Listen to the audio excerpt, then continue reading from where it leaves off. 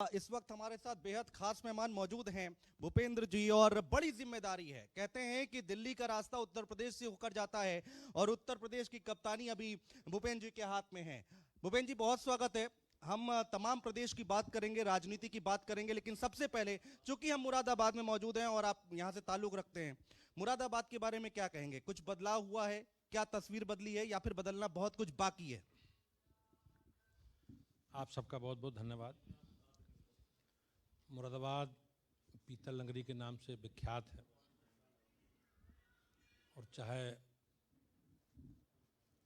अंतर्राष्ट्रीय मार्केट हो या डोमेस्टिक मार्केट हो, बहुत बड़ा ब्रास का कारोबार मुरादाबाद में है और लाखों लोग इस व्यवसाय से रोजगार पाते हैं। हमारी सरकार बनने के बाद उत्तर प्रदेश में और देश में बिजली की जो बड़ी समस्या थी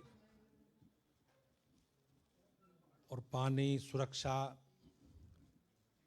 सड़कें, आने आगमन के साधन, रोड कनेक्टिविटी, एक हवाई अड्डा भी यहाँ प्रस्तावित है मुरादाबाद में। माननीय मुख्यमंत्री जी के जो उड़ान योजना के अंतर्गत बहुत महत्वाकांक्षी योजना है, वो जल्दी क्रियाशील होने की स्थिति में है। कुछ तकनीकी एनओसी का समस्या है, तो सरकार ने मुरादाबाद सहित पूरे देश और प्रदेश के विकास के लिए एक आदर्श मॉडल योगी जी की और मोदी जी की सरकार ने समाज के सामने रखा है और उसी का प्रभाव है कि 2014 में, 2019 में लोकसभा में और 2017 और 2022 में इस प्रदेश की, देश की महान जनता ने योगी जी की और मोदी जी के नेतृत्व में इतना बड़ा जनादेश सरकार को, भाजपा को काम करने का अवसर, सेवा करने का दिया है। लेकिन सर, अब देखिए, निकाय चुनाव को लेकर चूंकि पॉलिटिकल सवाल पर आते हैं, क्योंकि आप बीजेपी के प्रदेश अध्यक्ष हैं। कल जिस तरह से उच्च न्यायालय का फैसला आया, अखिलेश यादव सबसे ज्यादा हमलावर थे भारतीय जनता पार्टी पर ओबीसी आरक्षण को लेकर। माननीय न्यायालय का आदेश आया है और उस आदेश को तुरंत एकदम अध्ययन करने के बाद माननीय मुख्यमंत्री जी ने निर्देशित किया कि सरकार व्यवस्था के अनुसार चुनाव संपन्न कराएगी और समाज के किसी तबके के साथ भेदभाव ना हो, इसके लिए हम संकल्पित हैं। सबकी भागीदारी हो, सबकी भागीदारी सुनिश्चित हो, चाहे उसके लिए कोर्ट भी जाना पड़े, सुप्रीम कोर्ट में भी जाना। तो सरकार एक कमीशन बनाकर, आयोग बनाकर जो ट्रिपल टेस्ट का सर्वे लागू हम लोग करेंगे, कुछ समय का विषय है, समय के लिए सरकार सुप्रीम कोर्ट जाएगी। हमारी मंशा बिल्कुल स्पष्ट है। जो लोग इस पर हमले की बात कर रहे हैं या इस तरह की तर्क वितर्क रख रहे हैं, वो पिछड़ों के या समाज के हितकारी नहीं हैं। उनकी अपनी निजी पार्टियां हैं। उन्होंने हमेशा अपने परिवार को, अपनी जाति बिरादरी को प्राथमिकता में रखा है। पिछड़ों का उन्होंने कोई भी हित करने का काम उन्होंने नहीं किया। योगी जी के नेतृत्व में और मोदी जी के नेतृत्व में आपने देखा होगा कि पहली बार देश भर में पिछड़ा वर्ग आयोग को संवैधानिक दर्जा दिया गया है और अनेकों संस्थाओं में भी पिछड़ा वर्गों को नियमानुसार आरक्षण देने का काम भारत सरकार ने किया है। आपने देखा होगा कि हमसे पहले जो मिलिट्री स्कूल होते थे, उसमें कोई आरक्षण की व्यवस्था नहीं थी, उसमें भी आरक्षण की व्यवस्था मोदी जी ने लागू की है। तो मोदी जी की सरकार, भारतीय जनता पार्टी, योगी जी की सरकार सभी वर्गों के विकास के लिए हम लोग कृत संकल्प हैं और चुनाव में सबकी भागीदारी हो, पिछड़े वर्गों की भागीदारी हो, इसमें कोई किसी को असमंजस की स्थिति नहीं होनी चाहिए। सरकार विधि सम्मत जो भी नियम के अनुसार काम करेगी और हम लोग आरक्षण देकर, जो व्यवस्था है आरक्षण की, एक पारदर्शी व्यवस्था के साथ चुनाव में जाएंगे। तो ये माना जाए कि चुनाव थोड़ा लेट होगा, चुनाव टलेगा, क्योंकि आपको एक समय सीमा जो है वो बढ़ानी पड़ेगी, क्योंकि सर्वे कराएंगे, डेडिकेटेड कमीशन बनाएंगे, तो जो समय सीमा वो बढ़ जाएगी चुनाव की। ऐसा सामान्यतः जिलाधिकारी की अध्यक्षता में एक समिति होती थी, वो रैपिड सर्वे करके पिछड़े वर्गों की आबादी, उसके आधार पर आरक्षण होता था। माननीय न्यायालय के आदेश पर जो न्यायालय ने आदेश किया है कि एक आयोग बनाकर और आप ट्रिपल टेस्ट कराना है, उसी के आंकड़े के आधार पर हम लोग आरक्षण की व्यवस्था प्रक्रिया शुरू करेंगे। तो उसमें समय लगेगा, समय के लिए सरकार, माननीय मुख्यमंत्री ने कहा हम सुप्रीम कोर्ट के मार्गदर्शन में जाएंगे। अब भूपेन जी, कांग्रेस पार्टी की अगर हम बात करते हैं तो इस वक्त पूरा यात्रा निकली हुई है कांग्रेस पार्टी की। राहुल गांधी आरएसएस को लेकर बहुत हमलावर हैं, कहते हैं कि भाई नफरत फैलाने का काम करती है आरएसएस। देखो, कांग्रेस की भूमिका सामान्यतः देश में अब कोई नोटिस लेता नहीं, राहुल गांधी को कोई संज्ञान नहीं लेता, और उनके पुरखों ने देश में जिस प्रकार की विभाजन की स्थिति, समाज में तनाव, टकराव, और उन्हीं के समय भारत का विभाजन हुआ। अब पता नहीं किस भारत को जोड़ने की बात वो कर रहे हैं। अगर वो भारत माता के अखंड भारत की कल्पना करते हैं तो उन्हें अपनी यात्रा उन भागों से शुरू करनी चाहिए जहाँ से भारत का जो हिस्सा भारत से कटा है। हमारे समय तो या आज़ादी के बाद कोई ऐसा भाग भारत से हिस्सा ऐसा है नहीं जो देश से अलग हुआ हो। मैं समझ नहीं पाता किसको जोड़ने की बात कर रहे हैं। वो अपनी पार्टी को नहीं जोड़ पा रहे, अपनी पार्टी को संगठन नहीं कर पा रहे। कितने लोग उन्हें छोड़ कर चले गए, तो उन्हें अपनी पार्टी की चिंता करनी चाहिए। और जहाँ तक यात्रा का प्रश्न है, अब राहुल गांधी को, कांग्रेस को कोई संज्ञान लेने तैयार नहीं है। आपने देखा होगा कि सभी विपक्षी दलों को उन्होंने न्योता देने का काम किया, आमंत्रण दिया। मुझे लगता नहीं कि उनकी यात्रा में शामिल हो। आप ये कहना चाह रहे हैं कि राहुल गांधी को पाकिस्तान से शुरू करनी चाहिए थी यात्रा? नहीं, उन्होंने नाम दिया अपनी यात्रा का भारत जोड़ो यात्रा। तो अब जोड़ा तो उसी जाएगा जो टूटा हुआ हो। तो टूटा क्या भारत से? तो टूटा तो पाकिस्तान, टूटा बांग्लादेश, यही देश तो हुए। तो उन्हें अपनी यात्रा ढाका से, इस्लामाबाद से, कराची से शुरू करनी चाहिए। हम उसी की तो एकता, जोड़ने की बात क्या करेंगे? तो जोड़ने की बात वही करेंगे जो हिस्सा भारत से अलग हुआ है। तो वो हिस्सा कौन सा अलग हुआ? पाकिस्तान, बांग्लादेश। तो उन्हें यात्रा वहां से शुरू करनी चाहिए अपनी। तो आपको लगता है कि ये जो इनकी यात्रा चल रही है उत्तर प्रदेश से भी होकर गुजरेगी, उत्तर प्रदेश में इसका कितना असर होगा? क्योंकि 22 में आगे निकाय चुनाव, उसके बाद लोकसभा का चुनाव है, तो इसका भी असर उत्तर प्रदेश में पड़ने वाला है। आपने देखा होगा 2019 में लोकसभा चुनाव में सपा, बसपा, कांग्रेस, राष्ट्रीय लोकदल, सारे दल बीजेपी के खिलाफ गठबंधन करके चुनाव लड़े। लेकिन इस प्रदेश की महान जनता ने 50% से ज़्यादा वोट देकर मोदी जी के नेतृत्व में 80% से ज़्यादा स्ट्राइक रेट के साथ लोकसभा की सीटें जिताने का काम किया। अब जनता का गठबंधन मोदी जी से, योगी जी से, ये तत्कालिक गठबंधन कुछ कर लें, लेकिन जनता सब जानती है, भाजपा के कार्यकर्ता, हमारे नेता, हमारे माननीय सांसद, विधायक, हमारे मुख्यमंत्री जी, हमारे प्रधानमंत्री जी का सतत जनता से संपर्क संवाद बना हुआ है। और उसी का आशीर्वाद और स्नेह है देश की जनता का, प्रदेश की जनता का, कि भाजपा को पिछले 2 बार से लोकसभा में और 2 बार से विधानसभा में बड़ा जनादेश प्रदेश की और देश की महान जनता ने दिया। आप बीजेपी के प्रदेश अध्यक्ष हैं, 24,000 बूथ ऐसे हैं जहां आप लोग चुनाव हारे थे, उसको लेकर मंथन हो रहा है। पसमानदा मुस्लिम, उसको लेकर बीजेपी का फोकस है। क्या रणनीति में कुछ बदलाव किया बीजेपी ने? बार बार अखिलेश यादव, मायावती यही कह रहे हैं कि बीजेपी जात पर जा रही है। निश्चित रूप से देश के प्रधानमंत्री जी का जो संकल्प है, सबका साथ, सबका विकास और सबका विश्वास, आप सरकार की जितनी भी योजनाएं हैं, लाभार्थी परक योजनाएं हैं, उसमें किसी के साथ कोई भेदभाव नहीं। हमारी सरकार आने से पहले, माननीय मुख्यमंत्री जी के, योगी जी की सरकार आने से पहले 2017 में सरकारी योजनाओं में लोग भेदभाव करते थे, अपना वोटर उसमें ढूंढते थे। एक बहुत सामान्य सी चीज़ है, सब लोग बैठे हैं मुरादाबाद के, पूरे प्रदेश में बिजली के वितरण में भी वीआईपी कल्चर लागू था। रामपुर आजम खां का जिला था, इसलिए 24 घंटे बिजली आती थी। इटावा माननीय मुलायम सिंह जी का गृह जिला था, 24 घंटे बिजली आती थी। लखनऊ प्रदेश की राजधानी है, 24 घंटे बिजली आती थी।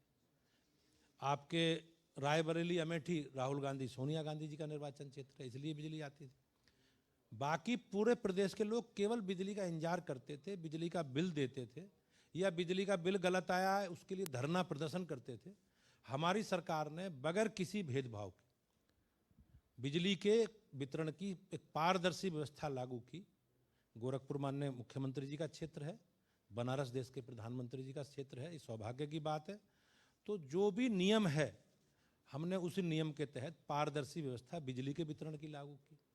जितने भी आप हमारी सरकार की योजनाएं हैं, उसमें कोई भेदभाव नहीं, कोई भ्रष्टाचार नहीं। हमारे इस देश के प्रधानमंत्री जी का जो संकल्प है, हम सबको साथ लेके चल रहे हैं। विकास के कामों में सबकी भागीदारी है और अंतिम छोर पर बैठे व्यक्ति की जो कल्पना है भाजपा की, हमारी अंत्योदय की, उसके सामाजिक राजनीतिक उत्थान के लिए हम लोग काम कर रहे हैं। ये माना जाए कि निकाय चुनाव में एक हाथ में कुरान दूसरे हाथ में लैपटॉप दिखेगा? निश्चित रूप से हमारी ऐसी अवधारणा है और हमने आपने देखा होगा बड़ी संख्या में मात्रा में जो सर्वे कराने का काम हमने मदरसों में किया है, उस सर्वे के आधार पर जो रिपोर्ट आई है, उस रिपोर्ट के आधार पर जो हमारी कल्पना है, एक हाथ में कुरान और एक हाथ में कंप्यूटर, उसको हम साकार करेंगे। जहाँ तक आपने कहा, सब भारतीय जनता पार्टी अब किसी जाति विशेष वर्ग की पार्टी नहीं है। आप देखेंगे लोग, जब हम शुरुआत हमारी हुई तो लोग हमें एक विशेष वर्ग की पार्टी कहते थे। जब कुछ आगे हम बढ़े तो लोगों ने कहा उत्तर भारत के लोगों की पार्टी है, कुछ और हम आगे बढ़े तो लोगों ने कहा हिंदी भाषी लोगों की पार्टी है, और आगे बढ़े तो लोगों ने कहा दलित विरोधी पार्टी है, कोई कहा किसानों की पार्टी, किसान विरोधी पार्टी है, व्यापारियों की पार्टी है।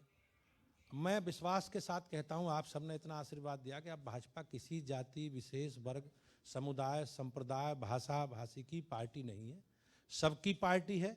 कश्मीर की 6 लोकसभा की सीटें हैं, भाजपा की 3 लोकसभा की सीटें वहाँ भी हमारी हैं। आप पूर्वोत्तर के राज्य देख लो, अधिकांश राज्यों में हमारी सरकारें हैं या हम सरकार में शामिल हैं। सुदूर दक्षिण भारत में कर्नाटक में हमारी सरकार है और पिछले 25 वर्षों से कर्नाटक में 80% स्ट्राइक रेट के साथ भारतीय जनता पार्टी को लोकसभा में सीटें आ रही हैं। तो अब भाजपा रामपुर भी जीती है जी, लोकसभा भी जीती है, विधानसभा भी जीती है, हम आजमगढ़ भी जीते हैं। तो अब ये नहीं कह सकते, जहाँ तक निकाय चुनाव में सबके हमने संकल्प है पार्टी का, हम सब सभासद का चुनाव लड़ेंगे, सब चेयरमैन लड़ेंगे और सारे मेयर लड़ेंगे। ये हमारा संकल्प है और हम सब वर्गों को लड़ने का अवसर देंगे। जो हमारे सांचे में फिट बैठेगा, जीत सकता होगा, उसे साथ लेके चलेंगे। मदरसों का जिक्र भी हुआ है। मदरसों की जब भी बात होती है या सर्वे कराने की बात होती है या फिर छुट्टी बदलने की बात होती है, ड्रेस कोड लागू करने की बात होती है, तो एक धड़ा एक तबका जो है लगातार विरोध करता है सरकार कोई भी फैसला ले ले, और वक्त बेवक्त पे मुरादाबाद से भी आपके ऐसी बातें सुनाई देती हैं विरोध की। देखो, समाज को लोगों ने अलग अलग विषयों पर गुमराह करने का काम राजनीतिक दलों ने किया और उसी आधार पर लोग उसमें अपना वोट बैंक, अपना हित देखते हैं। लेकिन सरकार सबको, समाज के सब वर्गों को मुख्य धारा में रखकर आगे बढ़ना चाहती है, चाहे मुस्लिम धर्म के लोग हों, चाहे अन्य अल्पसंख्यक समाज के लोग हों। सरकार ने सबको उनके कल्याण के लिए, उनके शैक्षिक सामाजिक आर्थिक विकास के लिए सरकार ने प्रभावी योजनाओं का क्रियान्वयन करके उनकी स्थिति को सुधारने का काम किया है। और मैं बार बार ये कहता हूँ कि देखो, आप मदरसों में पढ़ोगे, क्या बनोगे? आप अंग्रेजी शिक्षा में पढ़ोगे, आप साइंस पढ़ोगे, आप हिस्ट्री पढ़ो, तो उसमें आपको आगे बढ़ने का, नेतृत्व करने का, समाज की मुख्य धारा में शामिल होने का अवसर मिलेगा। और सरकार की यही अपेक्षा है कि सब वर्ग समाज की मुख्य धारा में शामिल होकर देश के विकास में आगे अपना योगदान प्रस्तुत करें। अभी आपने कहा कि प्रदेश में हम हर जगह बिजली पहुंचा रहे हैं और किसी तरह का कोई भेदभाव किसी के साथ नहीं हो रहा है, किसी धर्म किसी जाति के साथ नहीं हो रहा है, लेकिन समाजवादी पार्टी के लोग कहते हैं कि साहब आजम खान के साथ बहुत भेदभाव हुआ है इस सरकार में। देखो, आप अगर रामपुर के लोगों को जानते होंगे तो रामपुर के लोग इन सब विषयों में बता सकते हैं। उन्होंने जो कानून को ठेंगा दिखाने का काम किया और उन्होंने कभी भी कोई भी व्यवस्था के अनुसार काम करने का, उन्होंने सरकार को अपने बिल्कुल ठेंगे पर रख के आगे बढ़े और इतने अनैतिक काम किए उन्होंने कि आज वो इस स्थिति में आए हैं। पुरानी सरकारें साहस नहीं जुटा पाई, वो उसमें वोट बैंक देखती थी, लेकिन हम लोग, हमारी सरकार भारतीय जनता पार्टी इन सब विषयों के लेकर हमने बेहतर कानून का राज हो, इस संकल्प के साथ हम लोग चुनाव में जीत कर आए और हम विधिवत व्यवस्थित कानून व्यवस्था के तहत जो भी उन्होंने अनैतिक काम किए, सरकार ने उन कानून कामों पर उन्हें सजा दिलाने का काम, कोर्ट में अपनी बात रखने का काम सरकार कर रही है। और इसमें आजम खाई नहीं जी, जो भी अपराधी हैं, जो दोषी हैं, जिन्होंने देश की संपत्ति को, गरीबों को, अधिकारों को लूटने का काम किया, जनता के अधिकारों पर डाका डालने का काम किया, आजम खां के यूनिवर्सिटी में आप देखो कि कितने लोगों ने उन जमीन हड़पने के मुकदमे लिखाए हैं। आपने देखा उनकी यूनिवर्सिटी में नगर पालिका की मशीनें जमीन में दबी मिली हैं। तो पुरानी सरकार ये काम नहीं कर पाई, हमारी सरकार ने योगी जी के नेतृत्व में काम किया है। तो हमारा संकल्प था और हमने अपने संकल्प को पूरा किया है। अखिलेश यादव तो बार बार यही आरोप लगाते हैं कि आप लोग नाम, जाति, धर्म देख के अटैक करते हैं। आजम खान की बात कर लीजिए, इरफान सोलंकी वो भी जेल में, आपने महाराजगंज भेज दिया। दीप नारायण यादव झांसी, वहां भी अखिलेश यादव मिलने गए थे। तो उनका यही आरोप है कि हमारे लोगों को टारगेट कर रही है सरकार और बीजेपी। आपने देखा होगा समाजवादी पार्टी की सरकार के समय पूरे उत्तर प्रदेश में अराजकता, गुंडागर्दी, छिनैती, जमीनों पर कब्जे, माफिया तंत्र और पूरा प्रदेश दंगों की आग में झुलसता है। और सरकारें दंगाइयों के साथ खड़ी रहती हैं, संरक्षण करती हैं। आपने देखा होगा कई जगह बम विस्फोट हुए आतंकवादियों, और उन आतंकवादियों के मुकदमे वापस करने का काम सरकारों ने किया, तत्कालीन सरकारों ने किया। वो तो धन्य है इस देश की, इस प्रदेश की न्यायपालिका, जो उसकी सक्रियता के कारण वो लोग वापस मुकदमे नहीं हो पाए और उनमें से अधिकांश लोगों को सजा हुई। तो उनका कल्चर है जी, वो दंगाइयों के साथ खड़े रहे हैं और उनके अधिकांश लोग अनैतिक कामों में, भूमाफियागिरी में, जमीन कब्जे में, छिनैतियों में, रोड कब्जाने में, सब में उनका है इतिहास, और उसी के कारण वो चीख पुकार कर रहे हैं। लेकिन सरकार संकल्पित है, हमें विधि सम्मत कानून का राज कायम करना है, सरकार का संकल्प है।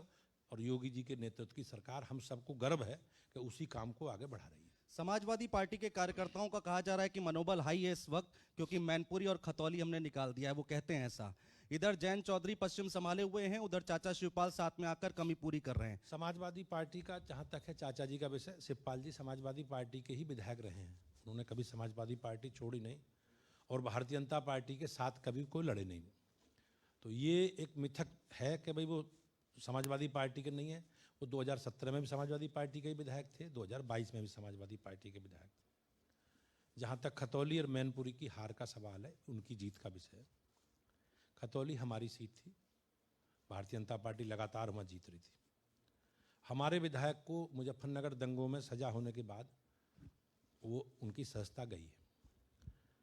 मैनपुरी माननीय मुलायम सिंह जी के निधन के कारण। तो हमने पूरी मेहनत से, पूरी ताकत से चुनाव पार्टी के कार्यकर्ताओं ने लड़ा, लेकिन कुछ कमी रही जिसके कारण हम लोग अपेक्षित परिणाम हमें नहीं मिले। हम उसकी समीक्षा कर रहे हैं और समीक्षा करने के बाद जो जो खामी रही हैं उन खामियों को दूर करके मजबूती के साथ हम लोग आगे बढ़ेंगे। मुझे ऐसा लगता है कि मैनपुरी में थोड़ा मुलायम सिंह जी का इतना बड़ा कद था, मुख्यमंत्री रहे राज्य के और रक्षा मंत्री रहे, लंबे समय तक जनप्रतिनिधि रहे, उनके प्रति लोगों में सिंपैथी थी, उसका लाभ समाजवादी पार्टी को मिला। लेकिन खतौली का जहाँ तक है, खतौली हमारे लिए निश्चित रूप से, मैं निश्चित रूप से कह सकता हूँ कि खतौली में अपेक्षा के अनुसार परिणाम नहीं है। हमने उसकी समीक्षा की है, उसकी रिपोर्ट आ जाएगी, हम लोग पूरी तैयारी के साथ आगे बढ़ेंगे। रामपुर का जहाँ तक विषय है, तो खतौली के साथ साथ अगर मान लो हम खतौली हारे हैं तो रामपुर जीते भी हैं। लेकिन हम समीक्षा करते हैं सारे विषयों की, जो जो चीज़ें नेगेटिव हमारे रही हैं, जो जो खामी हमसे हुई हैं, अपनी खामियों को दूर करके आगे बढ़ेंगे। मुझे ऐसा लगता है कि स्थानीय स्तर पर हम अपनी बात लोगों को मैनपुरी में और खतौली में समझा नहीं पाए। हाँ, ये भी जा रहा है कि जो परिणाम आए उसको लेकर बहुत मंथन चल रहा है, चिंतन चल रहा है, अपनी पूरी टीम बदलने की तैयारी कर रहे हैं। तो ये जो नई टीम आएगी किस तरह इसको, क्योंकि अब चुनाव, निकाय चुनाव थोड़ा आगे जाएगा, तो क्या तैयारी है सर? अजीत जी, ऐसा है, मुझे स्वतंत्र देव सिंह जी के बाद का कार्यकाल बनाने का अवसर मिला है। मुझे ऐसा लगता है कि अब कालखंड लोकसभा चुनाव तक हम लोगों का रहेगा, तो केंद्रीय नेतृत्व टीम में परिवर्तन करने की हमें अनुमति देगा। अनुमति देगा तो हम जिले, मंडल, क्षेत्र, प्रदेश में संशोधन करेंगे और ये एक रूटीन प्रक्रिया है। ऐसा नहीं है कि एक जगह होगा, सभी जगह हम इस पर जो जो अपेक्षित चीज़ें, जहाँ जहाँ परिस्थिति होंगी हमारे अनुकूल, उनमें हम लोग निश्चित रूप से परिवर्तन करेंगे। संगठन का पुनर्गठन करने का काम पार्टी करेगी। 24 का चुनाव सामने है और ओपी राजभर जी को लेकर चर्चाएं बहुत तेज हैं। भारतीय जनता पार्टी की सदस्यता, हमने किसी को सदस्य बनने से रोका नहीं। हमारी ऑनलाइन मेंबरशिप है, हमने 2014 में से ये प्रक्रिया प्रारंभ की थी और जिसने भी ऑनलाइन संस्था की हमने किसी को रोका नहीं। जहाँ तक ओम प्रकाश राजभर जी का सवाल है, ओम प्रकाश राजभर जी समाजवादी पार्टी के गठबंधन में गए थे, उससे पहले हमारे साथ थे। लोकतंत्र में, चुनावी राजनीति में कोई अछूत नहीं है। राजनीति में संभावनाओं वाला खेल है। राजनीति हमेशा संभावनाएं बनी रहती है, लेकिन गठबंधन किसके साथ करना, किसके साथ नहीं करना, ये केंद्रीय पार्टी का निर्णय है। भारतीय जनता पार्टी का केंद्रीय नेतृत्व समय आने पर इस पर आजकल ओम प्रकाश राजभर समाजवादी पार्टी पर बड़ा अटैक कर रहे हैं, बीजेपी की तारीफ कर रहे हैं, तो क्या घर वापसी है उनकी? नहीं, मैंने जैसे कहा, अभी हमारे से उनसे कोई संपर्क में हमारे नहीं है, लेकिन राजनीतिक संभावनाओं वाला खेल है और हम निश्चित रूप से केंद्रीय नेतृत्व इस पर निर्णय लेगा। और कि पार्टी अगर वो आना चाहेंगे तो पार्टी का केंद्रीय नेतृत्व निर्णय लेगा। तो निश्चित रूप से हम तो ऑनलाइन हमारी संस्था है, हम सबको साथ लेकर चलने का संकल्प हम लोग। लेकिन जनता तो सवाल पूछती है ना कि चुनाव हुए, अखिलेश यादव के साथ कंधे से कंधा मिलाकर चले, वो कहा कि मुख्यमंत्री बनाकर ही दम लूंगा अखिलेश यादव को, पानी पी पी कर कोसा उन्होंने भारतीय जनता पार्टी को, सरकार को, और आज इस पाले में खड़े होते दिखाई दे रहे हैं। तो जनता के मन में तो सवाल होते ही ना कि आखिर चल क्या रहा है। चुनाव के बाद भारतीय जनता पार्टी को इस प्रदेश की महान जनता ने योगी जी के नेतृत्व में पूर्ण बहुमत की सरकार बनाने का, चलाने का अवसर दिया है। 2/3 से ज्यादा सीटें भाजपा जीती है योगी जी के नेतृत्व। ओम प्रकाश राजभर जी और सपा का गठबंधन था, वो उनके साथ चुनाव लड़े। तो आज के दौर में हम सरकार में उनका कोई योगदान नहीं है, वो हमारे साथ नहीं है, लेकिन राजनीतिक संभावनाओं वाला खेल है। कोई राजनीतिक दल अपनी स्थानीय परिस्थिति, तत्कालीन परिस्थिति को अनुसार देखकर निर्णय करते हैं।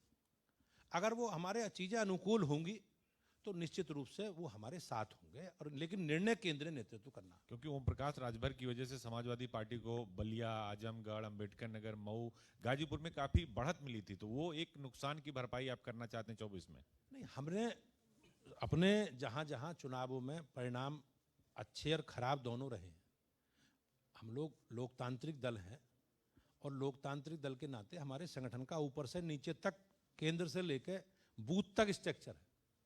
हमने अपने लोगों से सारे विषय पर समीक्षा की है, बातचीत की है उनसे, कभी हार का क्या कारण है, जीतने के क्या कारण है, और भविष्य में हम लोग किस प्रकार से अपने संगठन को, क्योंकि संगठन की गतिविधि हमारी नियमित चलती है। हमारा बीजेपी का संगठन ऐसा है कि जो सीजनल नहीं है, ना कोई नेता सीजनल है, ना हमारे कार्यकर्ता सीजनल है। हमारे कार्यकर्ता चुनाव में भी जनता के बीच में जाते हैं, और चुनाव के बाद भी जो भी पार्टी के वैचारिक कार्यक्रम हैं, अभियान है, हमारी बैठकें हैं, कार्यक्रम हैं, चाहे सेवा के कार्यक्रम हैं, चाहे रचनात्मक कार्यक्रम है। अब आपने देखा होगा, एक बहुत देश के प्रधानमंत्री जी के जन्मदिन 17 सितंबर से और 2 अक्टूबर तक महात्मा गांधी जी की जयंती के लंबे समय तक एक 15 दिन का सेवा पखवाड़ा, रक्तदान बड़ी संख्या में बीजेपी के कार्यकर्ताओं ने किया, वृक्षारोपण का काम किया, स्वच्छता का अभियान चलाया, बहुत बड़े स्तर पर हम लोगों ने सेवा के काम, रचनात्मक काम भी किए हैं। तो भारतीय जनता पार्टी का संगठन लगातार जनता के बीच में है जी। हमारा ऐसा नहीं है कि साहब चुनाव आया तो हम लोग खड़े हो गए। भारतीय जनता पार्टी की गतिविधि हमेशा 360 दिन 12 महीने लगातार चलती हैं, और मेरे नेता, देश के प्रधानमंत्री जी, माननीय मुख्यमंत्री जी, सभी माननीय विधायक, सांसद और बूथ अध्यक्ष तक जनता के बीच में है। हम जनता के दुख में, दर्द में साथ खड़े हैं। एक सवाल लोग जानना चाह रहे हैं, क्योंकि निकाय चुनाव आ गया तो अनुप्रिया पटेल यानी अपना दल है, संजय निषाद, उनको भी निकाय चुनाव में वो भी अलग से चुनाव लड़ना चाह रहे हैं, जहां उनके सांसद हैं, विधायक हैं। इसको लेकर क्या तैयारी चल रही सर? मैंने जैसे कहा कि केंद्रीय पार्टी गठबंधन के विषय पर निर्णय करती है, लेकिन मैं निश्चित इस मत का हूं कि हम, अगर पार्टी का निर्णय होगा केंद्र का, तो हम सबको समायोजित करके चलेंगे, और जहां जहां वो लड़ सकते हैं, जहां जहां उनके पास लड़ने के लिए उनका आधार है, उनके पास प्रत्याशी हैं, जीत सकते हैं, निश्चित रूप से उनको भी अवसर हम लोग देंगे। विपक्ष की बात ना करें तो बात अधूरी रहेगी। उनके कई गंभीर आरोप हैं सरकार के ऊपर और भारतीय जनता पार्टी के ऊपर। उन्होंने कहा कि साहब 22 का चुनाव हुआ तो 20-20 हजार लोगों के वोटर लिस्ट से नाम कट गए एक समुदाय के। रामपुर की जीत आपको मुबारक हुई है, लेकिन समाजवादी पार्टी कहती है कि वहां पर वोट डालने नहीं दिया गया लोगों को। ये गंभीर आरोप है सर। ऐसा, ये लोकतंत्र के लिए बहुत दुखद है, और ये राजनीतिक दलों की हताशा और कुंठा का परिणाम। भारतीय जनता पार्टी 2002 का विधानसभा चुनाव हारी। हमने किसी भी संवैधानिक संस्था पे, ईवीएम पे, बैलेट पेपर पे कोई भी आरोप, पुलिस पे, प्रशासन पे, इलेक्शन कमीशन पे हमने कोई आरोप नहीं लगाया। हम 2004 का लोकसभा चुनाव हारे, हम 2007 का विधानसभा चुनाव हारे, हम 2009 का लोकसभा चुनाव हारे, हम लगातार चुनाव हम भी हारे जी।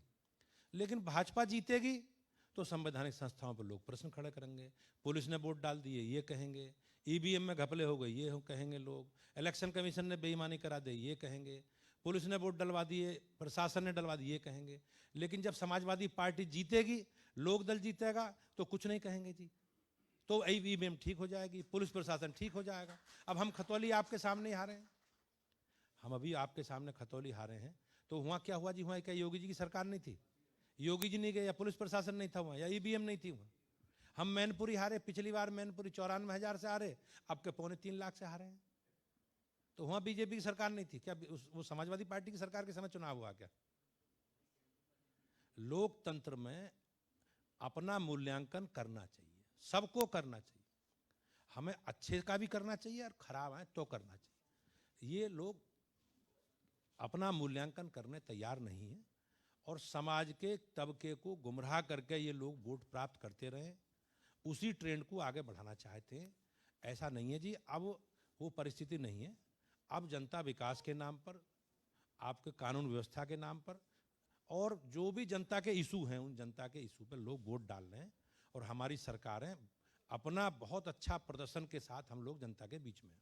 शासन और सुशासन, आपने कानून व्यवस्था की बात करी, क्या आपको लगता है कि उत्तर प्रदेश में इन्वेस्टर समिट होने वाली है 10 से 12 फरवरी, 10 लाख करोड़ के निवेश का लक्ष्य है, $1 ट्रिलियन की इकोनॉमी तक पहुंचने का उत्तर प्रदेश का लक्ष्य, क्योंकि 1/5वां हिस्सा आबादी का भी है, तो किस तरह से सरकार, क्या इसमें सुशासन का सबसे बड़ा रोल है, कानून व्यवस्था का, माफियाओं पर कार्रवाई का, जो इन्वेस्टर आ रहे हैं?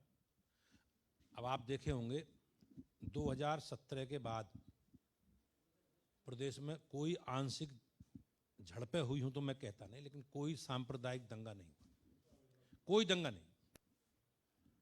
पूरे प्रदेश में आप चाहे अराजकता हो, गुंडागर्दी हो, बेईमानी हो, भ्रष्टाचार से जुड़े विषय हो, जमीनों पर कब्जे हो, इन सारे पैरामीटर, चाहे महिलाओं से जुड़े अपराध हो, इनमें बहुत कमी आई है। पूरे प्रदेश की जनता का विश्वास सरकार के प्रति है, योगी जी के प्रति है, भारतीय जनता पार्टी के प्रति, और उसी का परिणाम है कि आज पूरे प्रदेश में बहुत बेहतर माहौल है। जो अराजकता करने वाले लोग थे, गुंडे थे, बदमाश थे, माफिया थे, सब जेलों में, और अगर जेलों में नहीं है तो राज्य छोड़ के चले गए। सरकार बगैर किसी भेदभाव के कानून का राज कायम हो, इसके लिए सरकार संकल्पित है, और उसी का परिणाम है कि आज बेहतर माहौल को देखते हुए पूरे देश भर में निवेशक हमारी ओर, हमारे राज्य की ओर आकर्षित हो रहे हैं और बड़ी संख्या में निवेश उत्तर प्रदेश में आएगा। आपने देखा होगा हमारे सभी सरकार के माननीय मंत्रीगण पूरे प्रदेश, दुनिया के सभी देशों में लोगों को आमंत्रित करने गए हैं। इन्वेस्टर समिट भी है फरवरी माह में, तो बड़ी संख्या में निवेश आएगा और निवेश के कारण लोगों को रोजगार के अवसर प्राप्त होंगे। उत्तर प्रदेश की आर्थिक स्थिति बेहतर होगी, पहले से बेहतर है आज की तारीख में भी, लेकिन और बेहतर होगी। इस संकल्प के साथ योगी जी आगे बढ़ रहे हैं। अब चूंकि आखिरी पड़ाव पर हैं हम लोग इंटरव्यू के सेशन के, तो आपसे आगे के विजन जानना चाह रहे हैं। कुछ चुनौतियां दिखती हैं क्या आगे आने वाले वक्त में? बतौर प्रदेश अध्यक्ष टीम बनानी है, नई टीम बनानी है, आगे की तैयारी करनी है। सार्वजनिक जीवन में हमेशा बेहतर करने की चुनौती होती है। अब हमने 2014 में 72 और 73 लोकसभा की सीटें जीती। 2019 में गठबंधन के बाद हम लोगों ने ज्यादा वोट प्राप्त किया, लेकिन हम 64 सीटें जीत पाए। हमने 2017 के चुनाव में 324-25 सीटें जीती, लेकिन हमने अच्छा प्रदर्शन किया, वोट परसेंट ज्यादा मिला हमें 2017 से 2022 में, लेकिन सीटें हमारी कम जीती। उत्तर प्रदेश में 14 नगर निगम है, 16 नगर निगम में पिछली बार हम 14 जीत गए थे, 2 हार गए, और जो 2 हारे उसमें से अलीगढ़ तो हम लगातार जीत रहे थे। लगभग 200 नगर पालिकाएं हैं, पिछली बार हम 72-74 जीते थे। तो चुनावी राजनीति में हम लोग इसी संकल्प के साथ आगे बढ़ते हैं कि हमें बेहतर करना है। जहां तक संगठनात्मक स्ट्रक्चर का प्रश्न आपने कहा, हम लोग एक संवैधानिक व्यवस्था से लोकतांत्रिक दल है, हमारे यहाँ संगठन का कार्यकाल है और उस कालखंड के बीच में रहते हमें अपनी टीम का पुनर्गठन या नया संगठन बनाने का काम है। तो मैं केवल आंशिक पुनर्गठन की अनुमति संभवतः मुझे मिलेगी और बाकी लोकसभा तक कार्यकाल है, उसके बाद जैसी परिस्थिति बनेगी। लेकिन मुझे विश्वास है कि हमारी सरकार, उत्तर प्रदेश की सरकार और केंद्र की सरकार जनता से जुड़े विषयों पर बहुत अच्छा काम कर रही है। पश्चिमी उत्तर और प्रदेश हम की लोगों- बात कर रहे हैं सर हम लोग। गन्ना किसानों की बात हमेशा विपक्ष उठाता और ये पश्चिमी उत्तर प्रदेश की सियासत भी गन्ना किसानों को लेकर होती है। इसको लेकर किस तरह आपने से? बहुत अच्छा प्रश्न पूछा और आपको जानकारी होगी कि मेरे पास, कभी मेरा गांव देख के आओ, यहीं पास है, आपका मन सा लगेगा वहाँ जाकर। जो लोग किसानों के नेता हैं वो एक गन्ना पैदा नहीं करते, मेरे पास बहुत गन्ना पैदा होता। 2014 में जब मोदी जी की सरकार आई तो 2014 में शुगर इंडस्ट्री की स्थिति बहुत खराब थी। सब लोग जानते हैं, किसान भी इस बात को जानते हैं। बाहर से रॉ शुगर आती थी, रिफाइंड होकर बिकती थी, हमारी चीनी का कोई खरीदार नहीं था। और सरकार गन्ने का भुगतान नहीं करा पाती थी। पुरानी सरकारें शुगर मिल बेचती थी, बेचने का काम करती थी, शुगर मिल बंद करने का काम करती। सरकार की उपलब्धि सबसे बड़ी ये है कि हमने नई शुगर मिल लगाई हैं और जो सरकारी पुरानी शुगर मिलें हैं उनका हमने क्षमता की वृद्धि, पेराई क्षमता की वृद्धि करने का काम सरकार ने किया। समय से शुगर मिल चल रही है, समय से बंद हो रही है। पुरानी सरकार के समय शुगर मिल चलने में और बंद करने में बड़ा खेल होता था, लेकिन समय से अक्टूबर के लास्ट में, नवंबर के प्रथम सप्ताह में शुगर मिल चलती हैं और अंतिम एक एक गन्ने की पेराई होती है, शुगर मिल बंद होती है। जहां तक गन्ने का भुगतान का विषय है, कुछ एक दो ग्रुपों को छोड़ दो, आज शुगर इंडस्ट्री की स्थिति बहुत अच्छी है। कुछ ग्रुपों पर छोड़ दो आप, वहां कुछ भुगतान की समस्या है, पहले से बहुत बेहतर है जी। लेकिन बाकी इस वर्ष का भी भुगतान 70%, 80% भी शुगर मिल ऐसी जिन्होंने भुगतान किया। हम लोगों ने अपने घोषणा पत्र में, इस बार अपने संकल्प पत्र में कहा है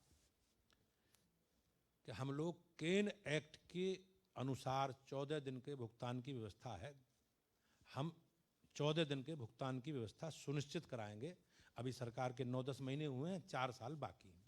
जी बिल्कुल, समय चूंकि पूरा हो चुका है और बहुत सारी बातें करनी थी। अजीत तैयार थे दूसरा सवाल लेकर, लेकिन जयंत चौधरी और टिकैत को लेकर मैं सवाल करना चाह रहा था सर से, कितनी बड़ी चुनौती इस क्षेत्र में?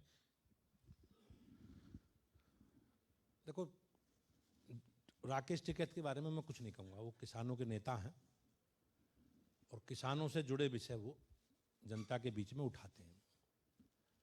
हाँ, ये था कि पिछली बार वो एक षड्यंत्र लोगों ने रचा और उस षड्यंत्र का वो भाग बने, लेकिन वो चुनावी राजनीति में नहीं है, वो हमारे प्रतिद्वंदी नहीं है। आपने देखा होगा आंदोलन राजनीतिक था और किसी भी विपक्षी दल के पास कोई मुद्दा नहीं था, इसलिए उन्हें सहज लगा कि भी किसानों को गुमराह करके उकसाकर अपना एजेंडा पूरा करो। एक कथाकथित किसान नेता हैं योगेंद्र यादव, उनका बयान आया बाद में चुनाव के कि हमने बहुत अच्छी पिच तैयार करके दी, लेकिन अखिलेश यादव और जयंत चौधरी बैटिंग नहीं कर पाए। तो उसका आप पूरा जो उनका हेतु था, उद्देश्य था आंदोलन का, उस पश्चिम के लोग थोड़ा भावुक हैं, अपनी बात ज़्यादा एग्रेसिव होकर कहते हैं, हमारी भाषा भी वैसी है।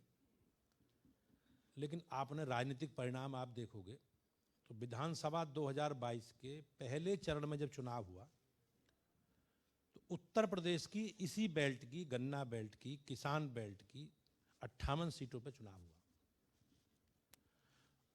जिसमें शामली, मेरठ, मुजफ्फरनगर, बागपत, हापुड़, गाजियाबाद, अलीगढ़, बुलंदशहर, नोएडा, हाथरस, मथुरा और आगरा, ये सबसे बड़ी पट्टी है।